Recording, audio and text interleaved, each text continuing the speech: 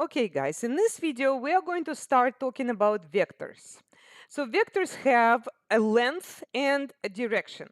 And we're going to talk about how to figure out what are the components of a vector and how to also find an equivalent vector that starts at the origin. Okay, so let's dive in. So the first thing we're going to do is just draw it, which is very simple. So you want to start at 3, -1. So you're starting over here and just click there. And then you want to connect that with the point -3, +5. And click again, and now you have your vector. If you made any mistake, you can hover over a point and move it wherever you want it. Also, if you just drag it off the grid, the vector disappears. Okay, so let me just do this again, -3, 5, there it is. All right, now what we need to know is how to determine the components of this vector st. So let me show you how to do that. Okay, so imagine that you are starting over here at the initial point or the starting point S, and you want to go to the terminal point T. How do you get there? So you are allowed to only go left, right, and up and down. All right, so what we're going to do is go left, 1, 2, 3, 4, 5, 6, 6 to the left, and then 1, 2, 3, 4, 5, 6 up. So here's how we're going to write that. We're going to say, okay, vector st equal to, and then we're going to use something called vector brackets. So these indicate that this is a vector. And it's a difference between, there is a difference between a point. For example, this is a point because you can see parentheses, right? So the moment you see parentheses, that means it's just a point. But if you see this less than or more than sign, that is a vector. So how do I determine what are the components? Well, we just went 6 to the left. So the first component is the movement left or right. So because we went to the left, that will be -6. And then we went a 6 up, so that's going to be +6. So there's your vector, okay? And there is components. Now, something that is important for you to realize is how could I have gotten these components without graphing? Because right now I just showed it to you by graphing, but what about if all you saw was these 2 points, which is the initial point, the starting point, and the terminal point? How do you get these numbers, -6, 6? So you may already actually notice that it's not going to be that hard. What you do is, so if you, in general, if you have 2 points, one has coordinates x1, y1, and then the other one has coordinates x2, y2.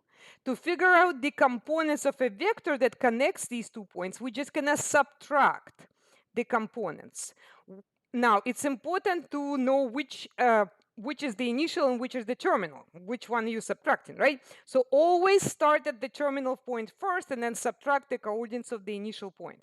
So you can see that this would work here also. So I'm going to start with -3, which is my x2, subtract, so this is like x1, y1. This is x2, y2. So I'm going to take x2, which is -3, subtract x1, so that's also subtract 3, and then 5, subtract -1. And this is how I can get it, and you can see that this is going to be -6, +6. Okay, so that's one of the important results. Another thing that I want you to know how to do is to draw a vector that's equivalent to this particular vector. So this vector is st, right? But it doesn't start at the origin. But how can I draw an equivalent vector that starts at the origin? Well, what I do is I need to start at the origin, right? So let's just see. If we start over here, I want a vector that has exactly the same length and the same direction. Okay, so because this is -6, 6, that means that I need to move from initial point wherever it is. It doesn't matter where it is. If it's at the origin, okay, fine. I still have to move 6 to the left and then 6 up. Okay, and this new vector, so starts over here and will go over here. Okay, this vector is going to have exactly the same length and exactly the same direction. Now, its components are going to be exactly the same, -6, 6. However, it starts at 0, 0. But what about the terminal point of this new vector? Well, the terminal point is just going to be -6, 6.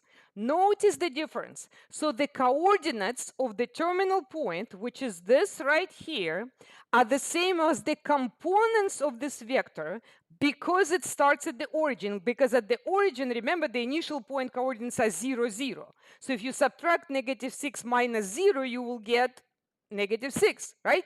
So to find an equivalent vector to a given vector, all you have to do is find its components. And if you need to draw it at the origin, then you're just going to draw it exactly the same thing what I did.